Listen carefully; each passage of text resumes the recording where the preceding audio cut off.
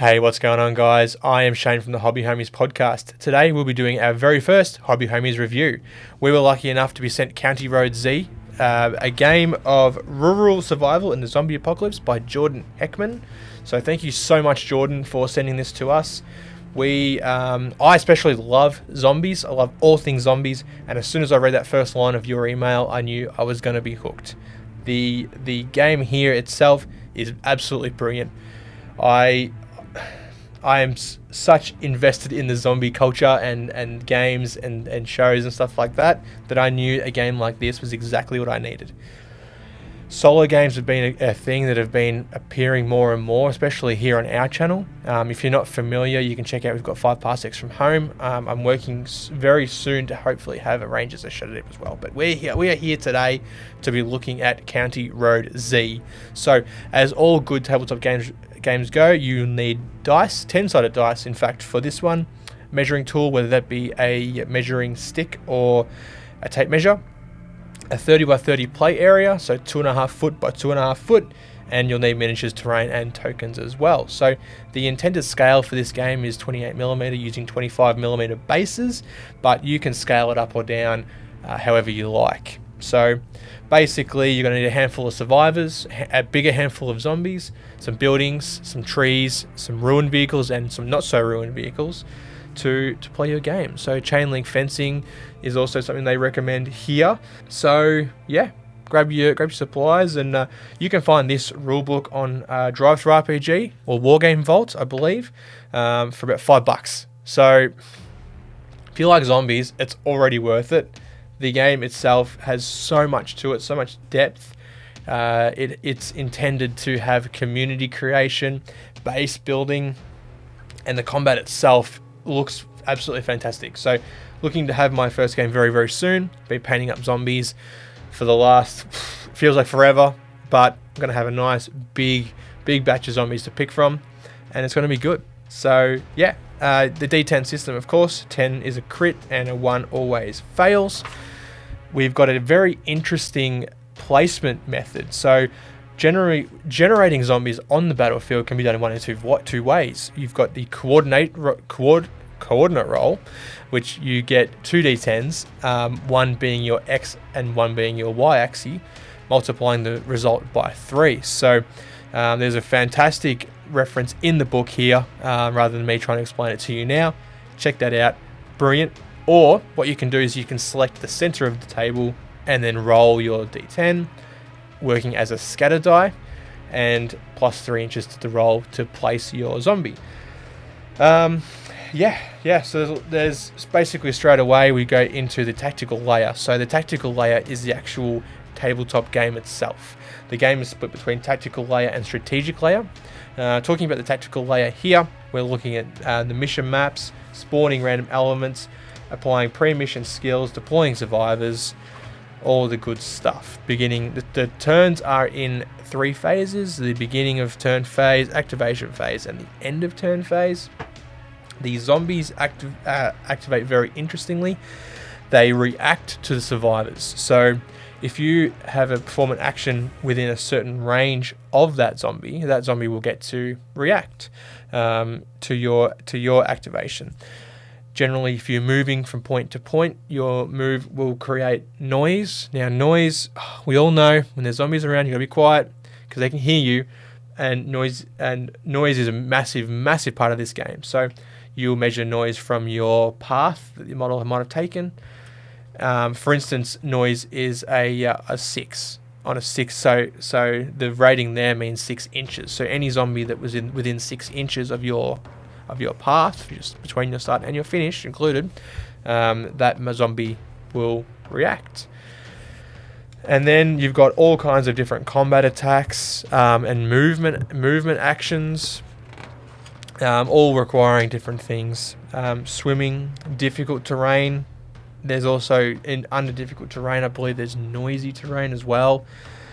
It's deep. I like to say we can't get into all of it right now, but it's got everything that you could want. It's got as far as driving vehicles, repairing vehicles.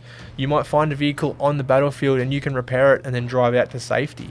take it back to base with you, then you've got something that you can take to and from other missions and store more resources, so you can take more stuff that you might scavenge while you're out. You can take it back to base.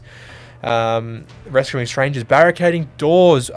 Being able to barricade a door is absolutely fantastic, because everyone knows planks and nails are a zombie's greatest weakness until they're in a horde. Then you're in trouble. Performing first aid, looting down survivors. So instead of helping your mates, you can instead take their hard-earned goods, which I don't love it, but I love it. You know what I mean? It's going to be great. Wall hardness, breaking and entering. For once, breaking and entering is not a crime in the zombie apocalypse. It is a matter of life and death. So you've got glass windows, cubicle dividers, or other easily broken surfaces have a rating of 1. And then you've got things like steel walls and reinforced concrete, which are up there at 7 and 8. So yeah, I've looked through this book a couple of times now. I was sent the PDF. I've printed it off because I learn better from a physical book in front of me. PDFs are fantastic for flicking through and finding something very particular. Much easier than flicking pages, especially Jordan's PDF, because it has chapters and everything like that. It's so easy to find, but the rule book itself here is so much easier for me to learn. So I've taken it to my local office works and had it printed out and bound and everything like that. So something that I would have done. Zombie AI. The zombies work in 2 different ways. You have aggressive zombies and passive zombies. Aggressive zombies are actively looking for you. They've detected you. They've heard you. They've smelled your fear. Passive zombies are sort of just, they go into sort of like a trance, like an idle sort of state when they haven't been activated. So they'll just sort of linger around. But active zombies will wake those zombies up and then get them looking for you. So they will group together. They will sort of an aggressive zombie will actually, if no survivors are in range, but a passive zombie is, they will go up to that other zombie, tap them on the shoulder, say let's go, and they roll up with all their homies, and you're in trouble.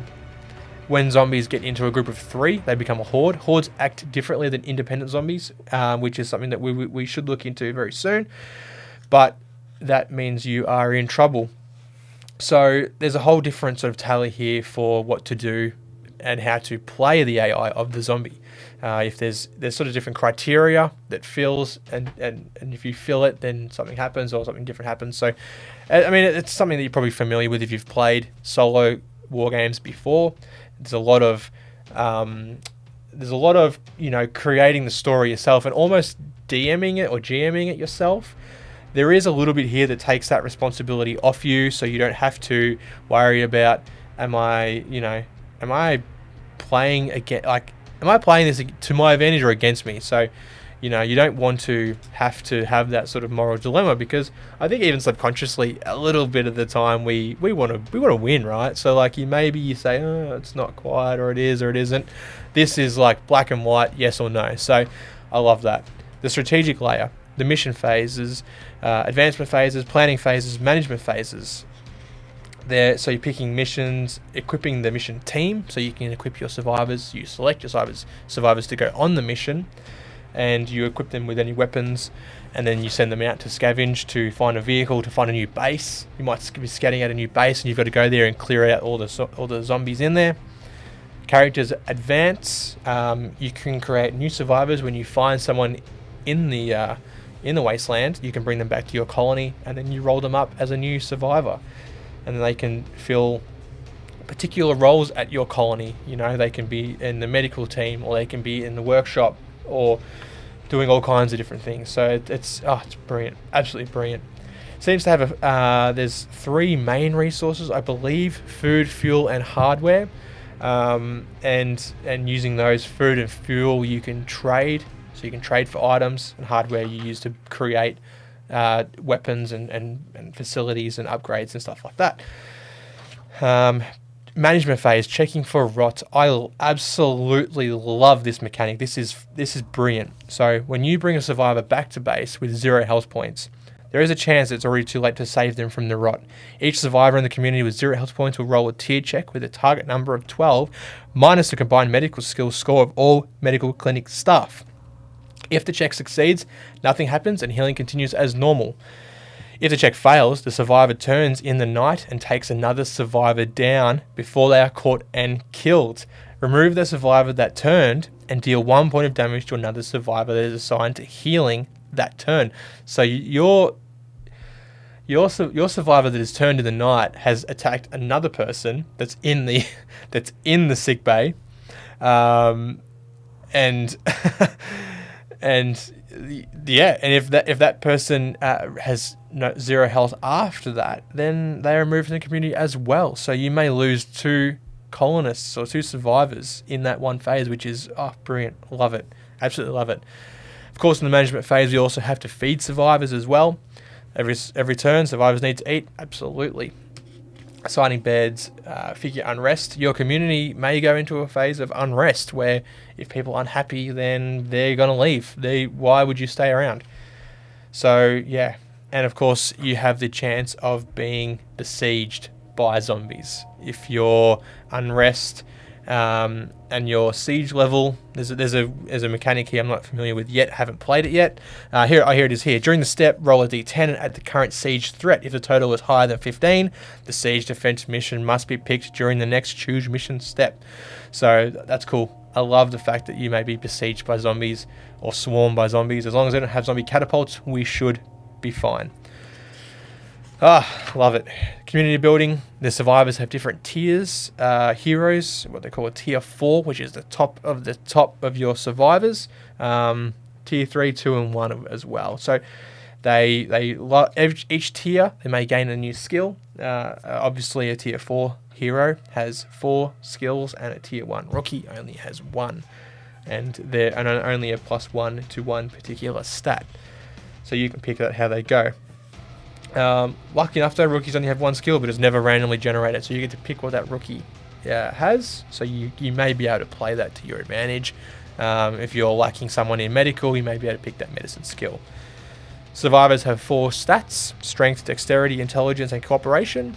Now, strength, dex, and intelligence aren't new to most of us. Anyone who's played, Diablo and any kind of game like that, they are quite standard. Cooperation is a different one to me. I do like it. So the cooperation stat represents an overall willingness to devote time and energy to the community, as well as expertise in certain fields. The skills governed by cooperation are medicine, rationing, mechanics, teaching, and utilities.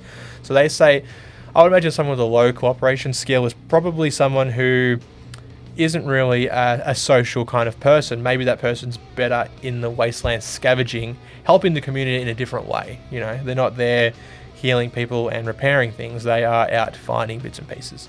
So I like that. Of course, skills and scores. There's different skills for weapons, blunt weapons, blade weapons, heavy weapons, dexterity skills for handguns, long guns, archery, stealth, intelligence skills for traps, tinker. Tinker is one where you can repair vehicles and you barricade doors as well. Plus a whole lot more as well. So intelligence, tactics, scouts, scavenge. Yeah, it's brilliant. It is absolutely brilliant. The character creation looks great as well. So I'm not going to do anything much now about all of this. I would like to do another video hopefully soon where we can build some characters together and roll it all up and see what we get. Maybe that can be the start of our new campaign. New recruits, what weapons they might start with, starting a new community. So that's where we'll probably start. Equipment, you've got different equipment, different weapons. There are costs, build costs, and trade costs for almost everything. You build things in a quality of standard. Your build cost has standard or quality. So there are different tiers, I guess, of items as well. Rare items, rare equipment, range weapons, pistols, revolvers, rifles, shotguns, bows, crossbows, everything good. You can play Daryl Dixon if you would like to and arm yourself with a crossbow. That it would be sweet.